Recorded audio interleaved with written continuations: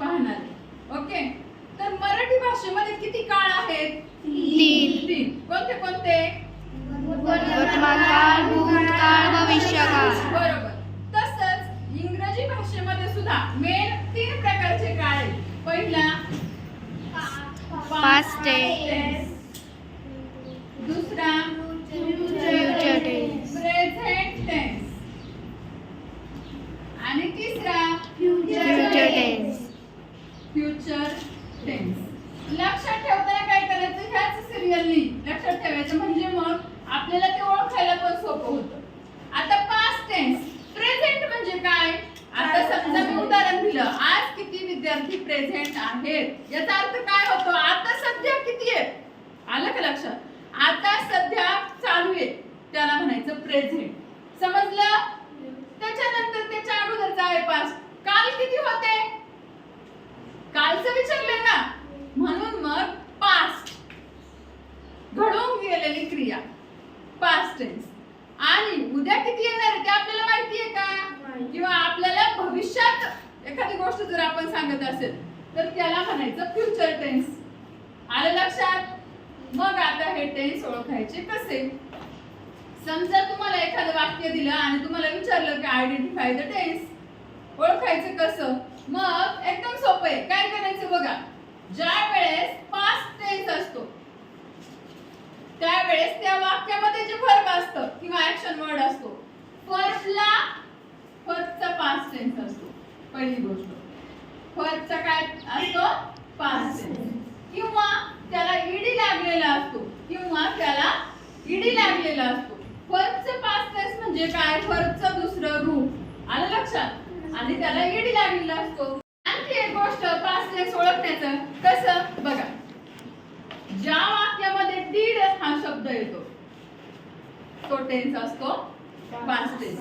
किंवा was were, did किंवा was were येतो तो पास्ट टेन्स असतो. आता प्रेझेंट टेन्स मध्ये फर्स्टचं मेन रूप असतं, मेन वर्ब असतं. आलं लक्षात? म्हणजे समजा राईट, लिहिणे, राईटच आहे, पण राईटचं पास्ट टेन्स रोट आहे. आलं लक्षात? मग पास्ट टेन्स मध्ये रोट शब्द येणार, WROTE रोट, आणि प्रेझेंट टेन्स मध्ये WRITE राईट शब्द येणार. आलं लक्षात? हे मी उदाहरण दिलं. आता फर्स्टचं मेन वर्ब असतं, त्याचप्रमाणे आणखीन काय असतं? डू किंवा डज, हा हे शब्द पण असू शकतात. किंवा अँड इज आर, ह्या तिन्ही पैकी एखादा शब्द असू शकतो. आलं लक्षात? ओके, ह्या गोष्टी तुम्हाला लक्षात ठेवायच्या आहेत. त्याच्यानंतर आता आपण पाहणार आहे फ्युचर टेन्स. आता फ्युचर टेन्स कसा ओळखायचा? एकदम सोपं आहे. ज्या वाक्यात विल, शाल हे 2 शब्द असतात त्याला म्हणायचं फ्युचर टेन्स. विल किंवा शाल आलं का फ्युचर टेन्स. समजलं?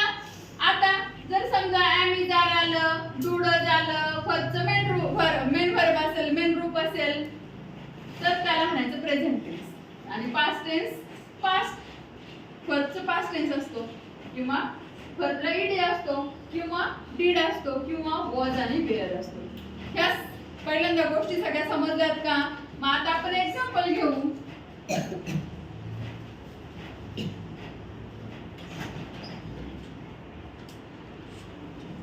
Identify the tense.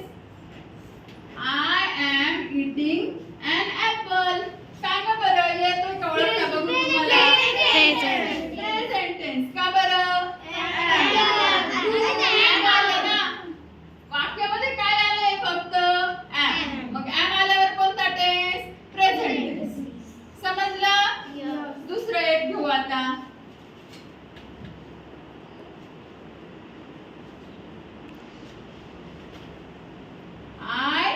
ate a mango.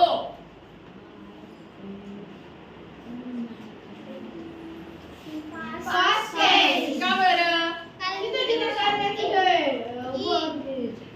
eat चा past tense आहे ate. खाल्ला, मी आंबा खाल्ला, म्हणून तो आहे past tense. आलं लक्षात?